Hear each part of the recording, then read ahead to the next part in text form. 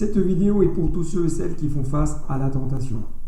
Je m'appelle David Claric et on parle ensemble de ce sujet tout de suite après le jingle.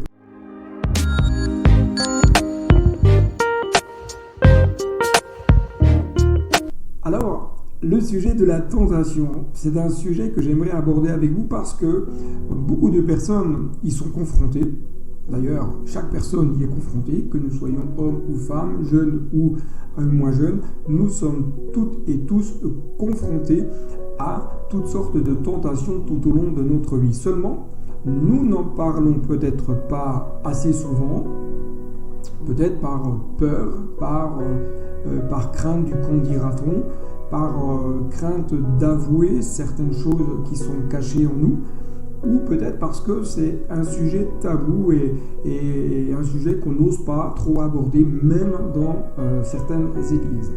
Mais j'aimerais tout d'abord vous souligner que tout au long de la marche spirituelle, tout au long de la marche avec Dieu, tout au long de la marche de la foi, nous devrons apprendre, vous comme moi, à faire face à la tentation, à prendre des bonnes positions face aux exigences que Dieu nous montre dans sa parole, si nous voulons que notre cœur soit gardé pur. Maintenant, il faut comprendre que nous ne sommes pas tentés 24 heures sur 24 et que il y a certaines tentations qui viennent de la faiblesse de notre chair et d'autres qui sont le sujet d'influence spirituelle. La tentation, quelle qu'elle soit, aura pour objectif, c'est de nous faire chuter, de nous amener à la faute et de nous amener à commettre un délit, à nous détourner des exigences divines afin de perdre cette relation, cette intimité avec Dieu, de perdre cette connexion avec le ciel. Et le résultat de la chute, il est presque instantané, ça va être le sentiment de culpabilité. Très souvent, les personnes qui chutent après la tentation vont se culpabiliser, vont sentir un poids sur leur cœur et cela vient du Saint-Esprit. Lorsqu'on pêche, lorsqu'on transgresse la volonté de Dieu, on attriste le Saint-Esprit. C'est cette tristesse qui est en nous qui devient pesante au plus profond de notre être. Mais il y a également un sentiment de culpabilité que le diable lui-même va insuffler ou va utiliser, s'engouffrer dans cette faille-là pour venir accentuer ce sentiment à un tel point qu'on peut en devenir à se dire mais en fin de compte je suis un mauvais chrétien, je suis une mauvaise chrétienne, j'ai encore chuté, je ne mérite pas l'amour de Dieu, je n'y arriverai pas, alors pourquoi continuer? Tout d'abord, quelles sont les sources de la tentation? Il y a les choses extérieures qui peuvent nous amener à toutes sortes de tentations, les choses que vous allez voir. Beaucoup de choses vont venir influencer votre vie par ce que vos yeux regardent, ce que vous entendez. Toutes sortes de choses peuvent venir également insuffler dans votre esprit toutes sortes de pensées, de raisonnements, de manières d'appréhender la vie par ce que vous entendez. C'est pourquoi veillez premièrement à ce que vous regardez et deuxièmement à ce que vous écoutez. Deuxièmement, les sources de la tentation peuvent venir également de notre personnalité, de notre mental. Peut-être à un moment donné, on est dans un mode de manque de foi, un mode de découragement et on va manquer de persévérance, on va manquer de discipline spirituelle, on va manquer de cœur à cœur avec Dieu, on va prendre moins de temps pour se tenir dans l'intimité de Dieu. Ainsi, nous laissons beaucoup plus d'espace, beaucoup plus de place à l'ennemi pour venir insuffler toutes sortes de raisonnements mensongers. Troisièmement, le diable lui-même est l'auteur de la tentation et il va utiliser toutes sortes de stratagèmes pour nous amener à la chute. Alors, comment faire lorsqu'on est tenté? Comment gérer les choses? Premièrement, ne vous culpabilisez pas, mais contre-attaquez. Contre-attaquez la tentation. Je vous rappelle, la tentation, tout d'abord, elle est insufflée dans notre esprit et tant qu'elle reste dans notre esprit, elle n'est pas un péché. Elle devient un péché à partir du moment où nous consommons les choses, à partir du moment où nous passons, entre guillemets, à l'action. Lorsqu'il y a une pensée qui vient dans votre esprit, rejetez-la. Ne vous les laissez pas culpabiliser par une pensée de tentation qui viendrait vous montrer une chose que vous souhaitez et qui souhaite en tout cas vous amener à la chute. Rejetez-la, combattez-la. Regardez l'exemple de Jésus lui-même lorsqu'il a été tenté. Il n'a pas dialogué avec Satan, il a contre-attaqué. Deuxièmement, rappelez-vous que Jésus a été tenté en toutes choses et que puisqu'il a été tenté, il peut nous secourir dans notre tentation.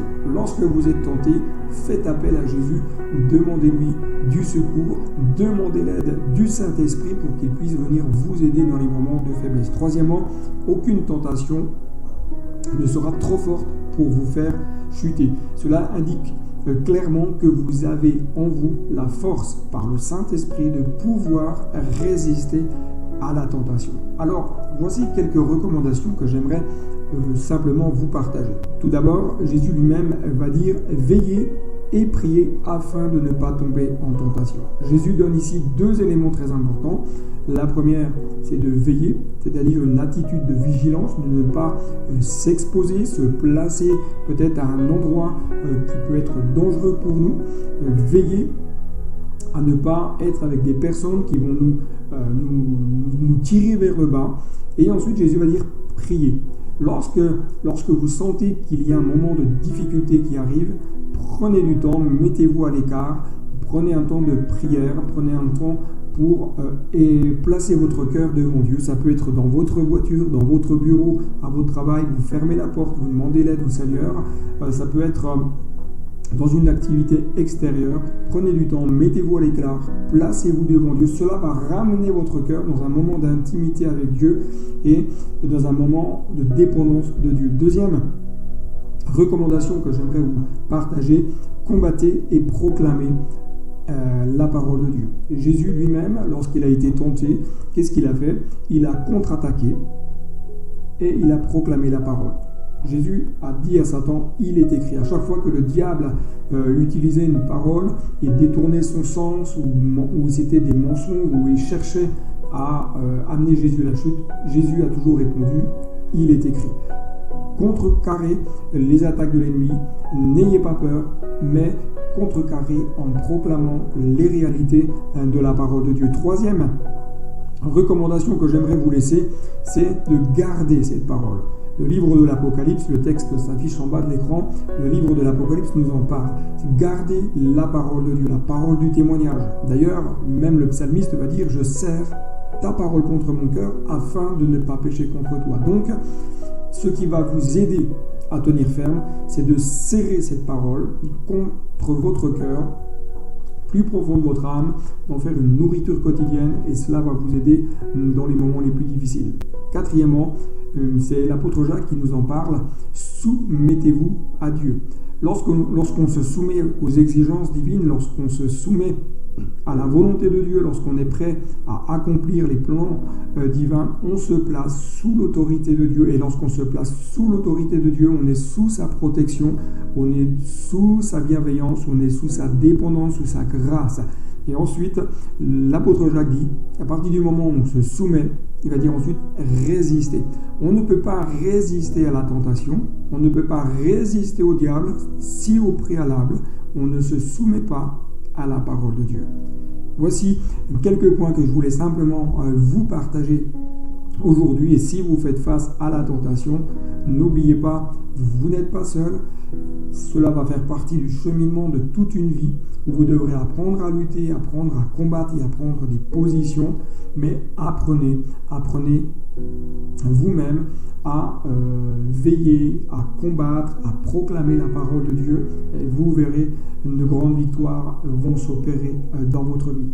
Si cette vidéo vous a plu, je vous inviterai à liker cette dernière, à activer la clochette et à laisser un commentaire en bas de cette vidéo, à partager cette dernière peut-être à des amis qui passent par des moments de difficulté. Et n'hésitez pas également à envoyer des questions, vos questions si vous le souhaitez, dans le lien qui se trouve dans la description. Que Dieu vous bénisse. On se dit donc à très bientôt et n'oubliez pas, le meilleur est devant. Allez, à bientôt.